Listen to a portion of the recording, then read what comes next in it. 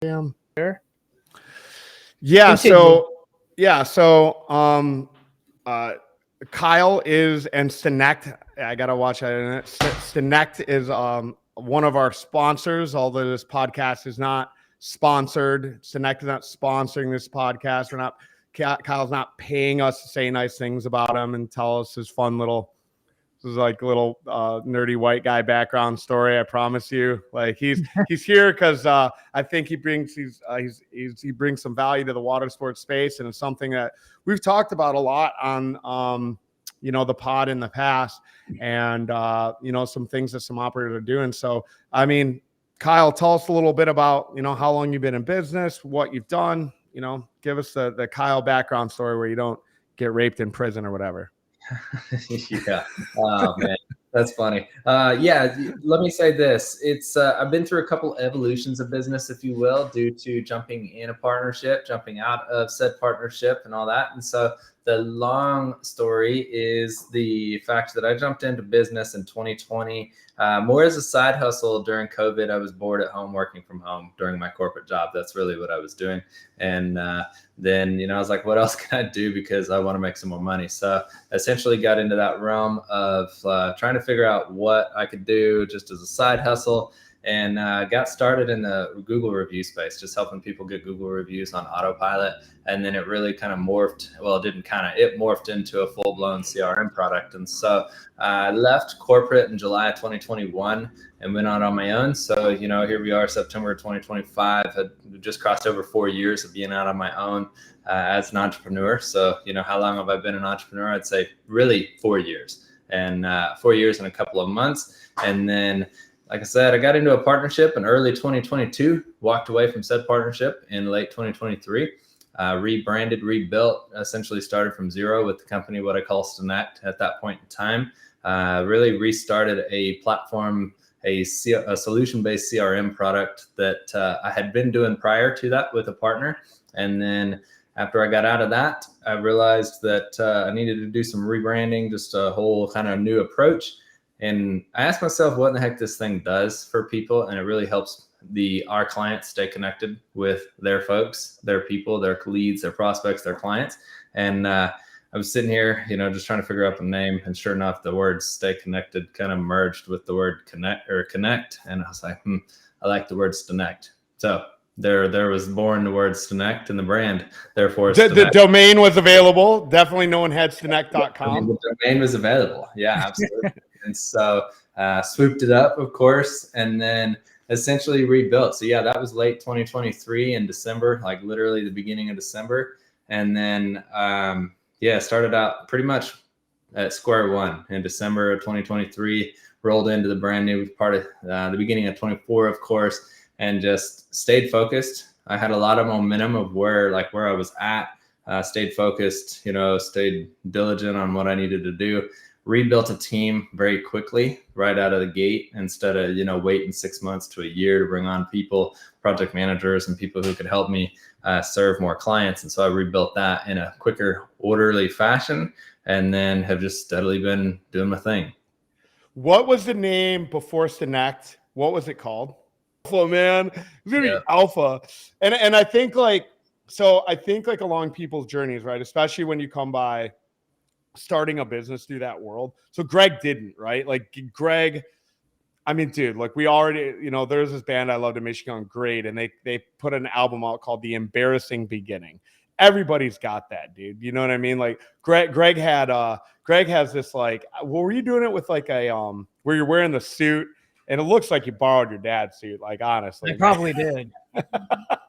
Yeah, that video. Yeah, if you search like Greg Fisher Trip Shock on YouTube, you're gonna see like the video from 15 years ago, me in a suit, like in a tie, talking about it was the worst video because everyone that uses Trip Shock is a boat captain, and here's this guy in a suit trying to be something that I'm not. It's funny. And you look like you're 12. Yeah, I mean, you look even like, I mean, you're whatever it was. Clean you were shaven. 20. I was clean Oh shaven. my God, dude. And you already look like a baby. So it's like back then, I mean, Jesus Christ, dude, you look like you were playing dress up at Mr. Rogers, dude. It was incredible. That's true. Yeah, that's true. And look, I didn't. All my marketing, my first business steps were all badass, dude. It was all perfect. It was all. I didn't build it on a Wix site. That wasn't me. No, I did. Built my whole shit on a Wix site. I still do embarrassing marketing shit to this day, man. I would get before when I still drank. I would get bombed, dude, and do like talking head come rent my videos during COVID. Where I got like my shirt off, and I'm like, I did one where I'm like booty dancing in like a life vest, like wild shit, dude. I had one with like Godzilla drinking Yoo-hoo. You know what I mean? So dude, it's all good, man. But I do love it. I love, and I think if you go in a time capsule and you look back, and this is like mostly Andy Frisella's fault, that everybody is going to look back at their marketing shit and it's going to be like, you know, wake up warrior, alpha domain. Like it's like we go to these corporate events, dude, and people want to talk about my tattoos, and it's the most annoying fucking thing in the world, dude. Like, I don't want to talk about it. I don't care. It's like, yeah, you want to talk about, you know who else wants to talk to me about it? Other people with tattoos. And they're fucked up, dude. Really? They're fucked up. They've been to prison. They do have prison tattoos. We're not the same. You and me, we're not the same. So I'm like trying, it's, you know, we're all on a journey, dude. So tell us a little bit about what Stannect has done, who you guys have been working with. You guys are based in home services, right? Yeah, man, absolutely. So, you know, let me say this. I made an exit out of corporate in the home service space, more in the commercial side, but definitely in the realm of plumbing and HVAC. Prior to that, I worked in a steel mill as an engineer. And so a lot of background just in the blue collar space. And so when I got into doing what I'm doing, I was working with the guys in the blue collar trades, like I said, helping with Google reviews, and quickly morphed into a lot more automation, just in the nature of helping people keep track of leads, you know, keep track of where their leads are in their entire buying cycle, and then also nurturing them throughout that buying cycle as well, with an effort to essentially get somebody pushed along the process to ultimately buy. And so, yes, historically, we have worked with a lot of blue collar and the home service trades, you know, in the construction realm and that kind of thing. But yes, definitely, I guess you could say that's been the bread and butter up until recently. And that's where I'm at. Yeah. So the water sports space, like, you know, we don't see like most operators don't see like a call coming in as a lead. Yep. You know, we know that we have a pretty short buying window, and Yep. and as we've talked off the podcast about, there's like one of two things happen, right? Like either they're booked up, they do nothing with that information. Sorry, we can't serve you. They don't get their information. Or the other thing happens where they call, ask some questions. And I mean, without getting into the sales side of it, I mean, most operators are like realistically order takers. They don't train their people to be salespeople. Destiny Water Ventures has got a comment about in our CRM. There was like, yeah, everything was great. We really enjoyed it. The girl selling us the thing, though, she was like a used car salesman. I was like, fuck yeah, dude, I love that. You know, they're never trained to go after the kill. And so what happens is you know, hey, we're interested, XYZ, blah, blah, blah, blah, blah. The customer does all the talking. The reservation is going, and then they're like, yeah, call us back. And then click, hang up, lead disappears. Yeah. Yep. Yeah. Yeah. So, I mean, I guess like, so in those two scenarios, like in scenario A, phone's not ringing a lot. We're like right now, September, we're not getting a ton of calls. You know, we got feeder fish, right? Like they're just kind of looking for information. So like, where does, you know, because again, our audience is not really like dialed into CRMs. They're not. We have our reservation technology and that's it. So, yep. I mean, where's some advice there? Give me some key points there. Absolutely. I mean, you know, let's talk on the available, like a non-available scenario first, because I think the non-available scenario is one that, you know, you and I have talked about at length, and there's some cool things that we can do there. So let's say, for example, you have, you know, somebody call in, somebody come to your location on site, today being a Monday, let's say in the middle of the summer, full bore, everything of that nature, and you guys are booked, right? rather than just saying, hey, look, I'm booked, I can't really get to you. Put them in the system, or at least let them, become a person in your system. And then actually with a series of automations that run in the background that actually don't need to necessarily be like created by the person using the CRM, it's going to ultimately automatically nurture me being the person who showed up at your door or made the phone call to you. And you told me, hey man, I'm booked today. Well, it's going to nurture me tomorrow being Tuesday and say, hey Kyle, guess what? We have some availability. You want to lock in a spot, right? So it's doing some nurture with them on the spot. So like when I talk about this nurture, the goal with the nurture in your guys' industry is to bring them back, especially if they're immediately interested, right? We know that the regular, and I know this because I've been down to the Destin area multiple times for vacations, and the regular vacation cycle is Saturday to Saturday, or maybe a Sunday to Sunday. So I know like if somebody shows up on a Sunday, a Monday, or a Tuesday, you're booked. Well, let's nurture them until the end of that regular week, right? Until Saturday, assuming they're probably not going to be here for any longer than that. After that, kick them out of that process. Hopefully in that process, they have actually responded to the messaging and said, oh yeah, absolutely. I'm still looking for that boat rental. And then boom, we re-engage them. That's kind of that rehash, the retargeting, the reactivation. There's multiple words for that, but ultimately at the bare like fundamentals of it, it's just bringing them back for an open spot. Kyle, yeah. So sorry, Greg, go ahead. Yeah. So Kyle, let me take it back about, the industry as a whole. And obviously there's a lot of people who do things similar to what you're doing, but where have you found that there's the most gaps in CRMs and automations when it comes to small businesses? Because I see it. I mean, I have answers, but I would love to hear your perspective of like where the gaps are, where are they getting it wrong, and then what is your product and your process says. You don't have to give away all your trade secrets, but maybe just kind of a high level conversation. Yeah, absolutely. So I'd say the gaps in all reality are that's a tough one for me just to like, without calling it like it is. I think it's the situation that folks don't know what is either available in the marketplace, or they get, paralysis analysis regarding what is available, right? They get in there and they're like, get into anything, or they're doing some research. They're like, man, there's all these options. I have no idea what to do with any of these options. None of them really explain. Or there could even be a third one of, well, there's these options. Great. I don't know how to get it set up. That's going to be the most common, I would say, gap of when I talk to people.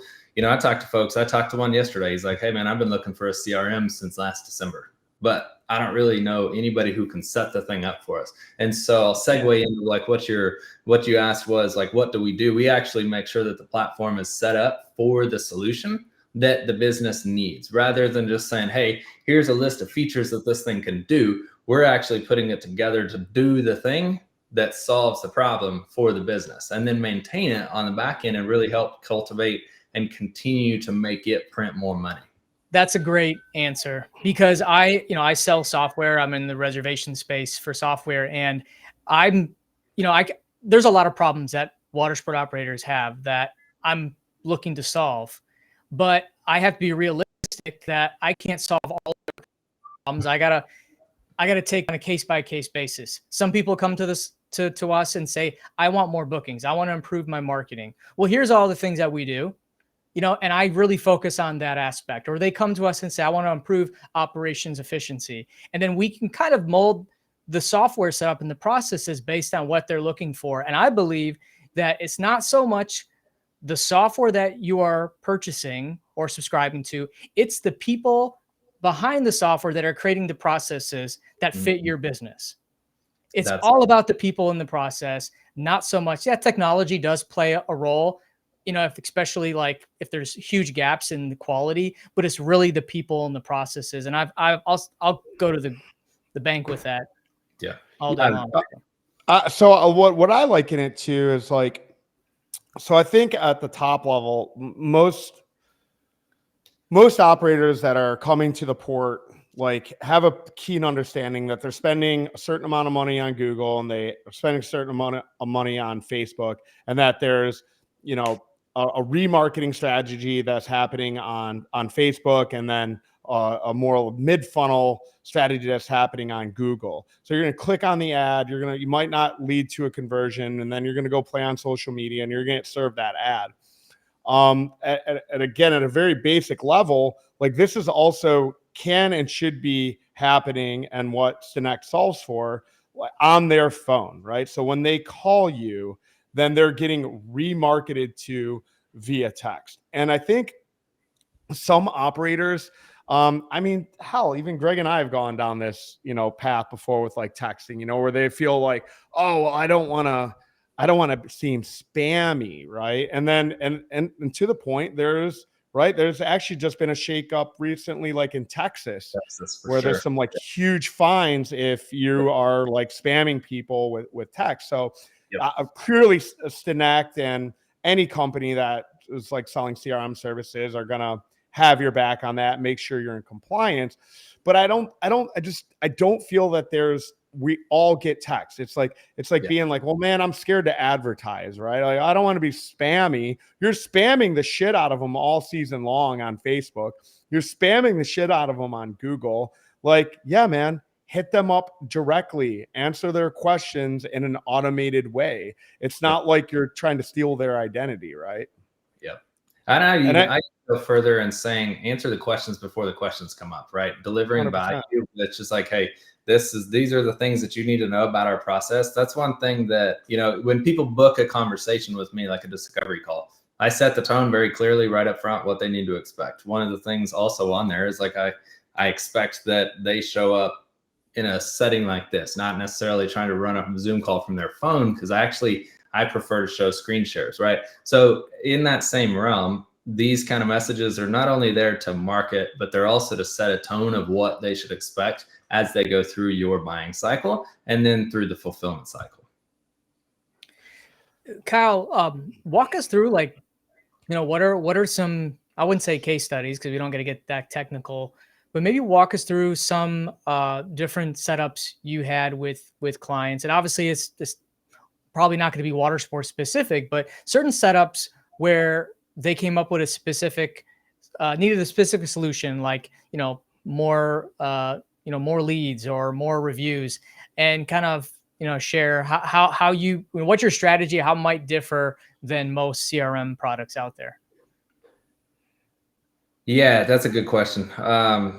I'm an example-based person, and I've got a ton of examples, all kinds of different things that have worked and have not worked. But let me hone in on, you use the word reviews. So I want to hone in on that just because that was the foot in the door to the whole automation space for me, and really still part of what we do. So we figured out, or really early in the days, I kind of figured out a way to get actual responses out of people and then turn that into a whole review. But guess where that all started? That started long before asking for a review. It actually started with the communication going out early in the buying cycle, starting to warm a person up, to Kevin's point, rather than it doesn't feel spammy when you talk to them from the beginning of the lead cycle all the way through asking for a review process. And so sure, in the early days, it was just review requests. That's all we were doing. We were just asking for reviews. It was like, all right, how do we bump this, 10, 12% conversion rate of, we ask 100 people, we might get 10 to 12 reviews total. How do we bump that up to maybe 15 to 20%, right? Industry, average should be about 15%. Let's get it above that to 20. Well, it actually opened up the door of communication prior to that. And then it even opened up the door to understanding not necessarily gatekeeping mechanisms, but segregational methods to help bad feedback as well. And so like there's basically, I guess the way I could answer that in a short way is you go through one process, you figure out what works, what doesn't, and then go put people in the process to get data, and then figure out what it does, what it doesn't, and then I guess make improvements from there. I don't know if that answers your question, at least in one realm, but yeah, give me if that doesn't, let me know. Yeah, no, that's good. Yeah, and so water sports is such a very, it's a huge array, right? And I've talked about this in the past, where it's like it's very kind of elusive product, right? Because we're we're selling it online, right? We're delivering it in person. So we're married to this kind of like e-com, low ticket kind of offer on one side of the spectrum. But then on the other side of the spectrum, you have this more personalized, like high-end experience, right? If you go fishing, for example, like if you do a charter fishing trip, you spend $2,000 to $3,000 to go on that charter fishing trip. So like with Stannect, with your CRM, I mean, what kind of data, and let's just like put it back to home services. So like if you're doing a big job on a customer, like what are the kind of like key data points you see that people are using for any like a $3,000 to $5,000 job, or take a $10,000, $20,000 job? It doesn't matter. Like what do roofers or plumbers, like what are they putting in their CRM about that client? Are you asking like the actual, say, data that they're tracking, or are you actually asking, say, like what processes are helping us move the lead, say, the person through the cycle? I just threw you a football. I want you to run with it. Cool. Yeah, I'm gonna go with that suggested. I think let's just go with that example. Anybody in the construction related space, the biggest thing that we are helping folks understand is, for one, the importance of speed to lead, right? Getting to that person right out of the gate, and two, having a process in place for if you cannot make a phone call right away. I understand everybody would love to sit here and say and preach, and you hear all the coaching Speed to lead. I like that. Yeah, that's really good. I mean, you hear it, we hear it in all the coaching groups. Oh, you need to call your leads within 5 minutes. Totally understand. That's great. Absolutely. But the reality is what happens if your whole phone call team, your inbound phone call team, is booked up on calls right now, and you got a queue of people. Okay, well, that's a reality.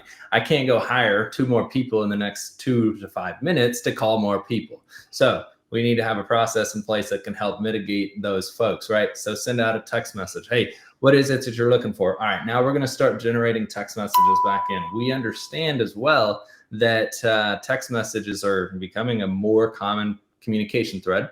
And so in that instance, that is a very quick one, right? Speed to lead. That does not only apply to construction. That applies to anybody.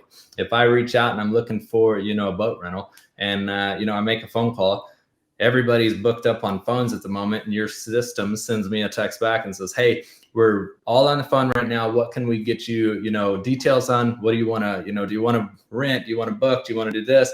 And then the system starts to actually push them through a process, and then a human can pick up. That's going to be a very important piece, right? And then let's say, and I'll take it back to the construction space.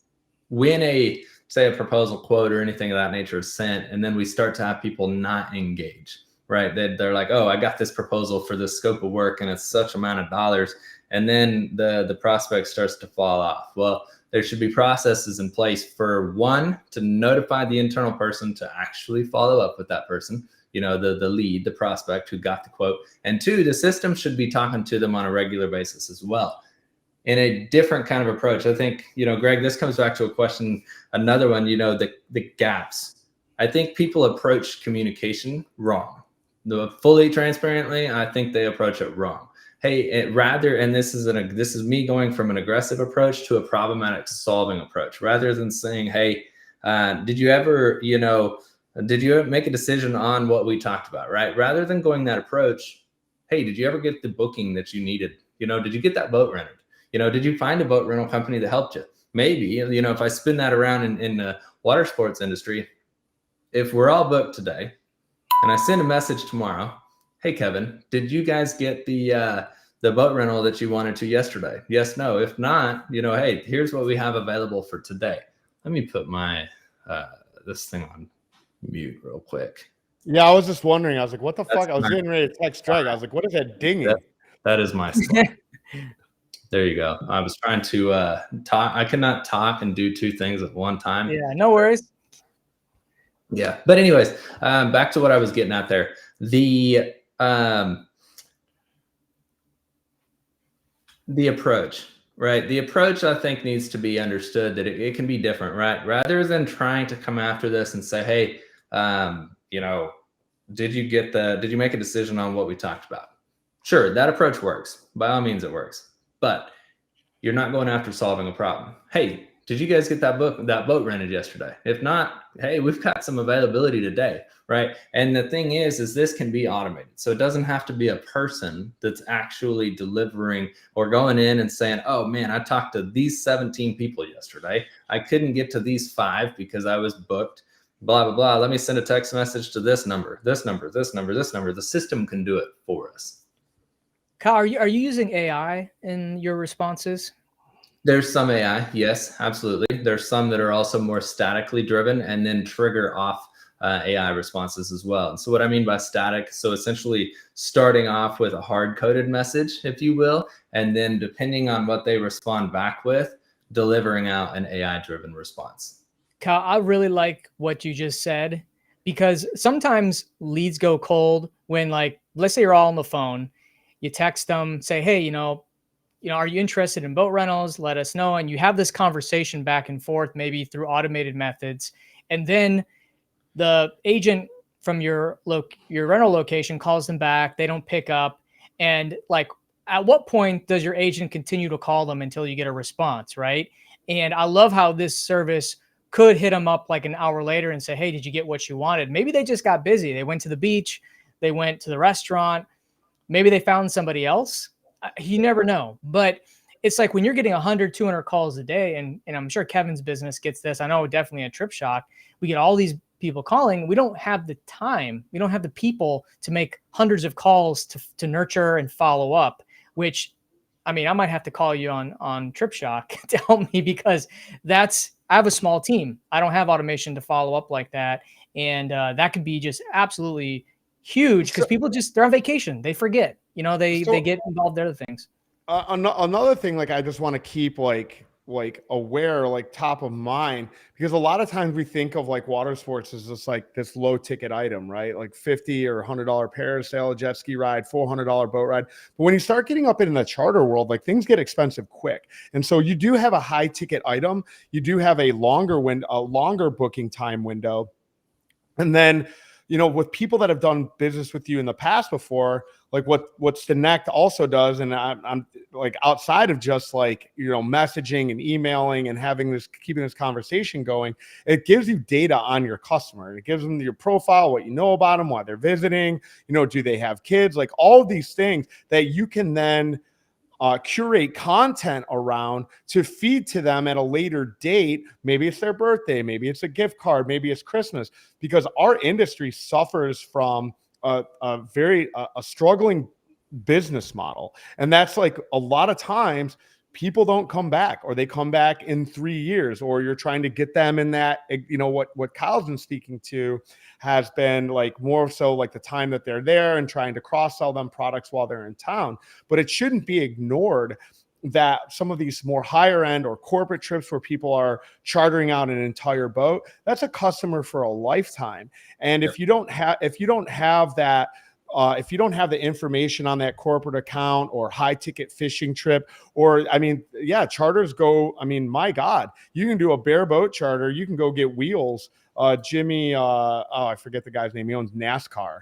But you can charter out a yacht for $250,000. Like, why wouldn't you want to have every single piece of information on that client or customer, like know everything about them in a centralized database, that not even like for your automations, but if you do have a sales team or you're a one-man show, and then you're like, hey, Bill, was just seeing if you and Rita and little Stevie and Bobby are coming down this year for your annual fishing trip. I just wanted to reach out and make sure that we had your charcuterie board and favorite wine, whatever it may be, whatever charter that you're pushing to. But this is so important for those of you guys that have high ticket items. And the reason why I feel that Stannect and Kyle is such a great value for us as an industry is that we are blue collar, very much so. Doesn't matter if you're renting a jet ski or you have a high end charter. When you're doing a high ticket sale, that you want to have all of these data points in a centralized data hub, and just doing it on Fair Harbor or WaveRes or your ResTech isn't enough. Like you have to have like a profile for these people. And as long as you're saying, my final thought on this is like, and if you stay in contact with them, then the referral opportunities from them are worth so much, because that's how home services work. And there was a time in water sports where we never would have thought that people would be buying water sports the same way they shop for toilet paper on Amazon. But that is very much our industry now. And it's like, if we can pull a page from the book of home services, I mean, it just strengthens our industry more and gets people to come back. So we're getting to the end here, but I have one final thought before I give Kyle the floor. But you know, all of us are spending thousands of dollars a month on marketing. We're paying hundreds of dollars for leads. Hundreds of thousands of dollars on marketing. Hundreds of thousands. But just thinking about per customer basis, how much you spend to get that customer to your website, to get them to make a phone call. But we suck as an industry badly at nurturing those leads once they get into our funnel. We're terrible at it. Yep. They make a call. We have a $2,000 charter on the line, and you miss the call, and then you make a really poor attempt to call them back or text them, maybe one call back. That is not good enough. And there are tools like Kyle's company that can do the work for you. So I just want to let you know that you're paying all this money in marketing, and you're probably not getting everything else you should be getting out of it, because you just don't maybe know how, or you don't have the tools. And here is, you know, a perfect example of ideas that can help you do this. So Kyle, I'll give you the floor and give any like final thoughts to our audience and you know, how they can get a hold of you too. Yeah, man, absolutely. I mean, that what you just wrapped up with, I would say, is accurate. You know, I've made many posts on Facebook over time in the effort of describing that you don't always have to go get more leads. You have a lot of leads in the database that can be cultivated. The reality, obviously, in this industry is that, sure, if I rent an Airbnb or book a house in Destin this year, I might go to Gulf Shores next year. I might go to Pensacola the following year. But at the same time, I could have had such a good experience, you know, say with Kevin's company or with the charter that I went on in Destin, that I'm going to convince the family we're going back to Destin. Like, that dude took us out to the best fishing spot possible. Well, if he's reaching out to me and having a conversation, you know, every once in a while throughout the year, then absolutely, you know, that's going to bring me back. Guess what? He didn't have to pay to generate that lead again. Sure, we might have a couple bucks a year in texting to me and phone calls and that kind of thing, but a couple dollars over the course of, you know, a $2,000 booking, you know, the ROI is there in multitude. Awesome. So, and how do people get a hold of you if they need to contact you, Kyle? Yeah, man. The best way, I would say, hit the site, Stannect.com. That's an easy way. I'm also very active on Facebook. You can find me on Facebook, Kyle Reed. I think it's kyle.reed.16 after the facebook.com. And so that's another easy way. But yeah, Stannect.com is going to be the easiest way. I try to make it real simple for everybody to get to where we need to go. They can text us from that number too. That's the other thing. And you're in the... Yeah, they'll text you. They'll get a text right back, right? Yep. So you're in the Facebook group, I'd imagine, too, so people can tag you if they have any questions or thoughts. But Kyle, we really appreciate you coming on. There was some really good, meaty stuff towards the second half of the show. I hope people stay on, because this is a really good episode. It's going to make you think when you're done listening, for sure. So as always, everybody, port tickets, www.watersportpodcast.com. That's October 20th through the 21st. What's up, Kevin? Yeah, and if you want to connect, I mean, God, let me fucking sell this, dude. Go ahead, Christ, man. Yeah, and if you want to connect with Kyle live and in person, he will be at the port. He will be on one of our panels talking about this very subject. And yeah, if you can't find him, just come find me, and I'll come put his hand in your hand, get some drinks, and man, Kyle, dude, great episode. Thanks for coming on. You fucking crushed it, dude. And we'll see you on the next one. Absolutely. All right. As always, keep it awkward. Keep it awkward. I was going to keep it awkward by not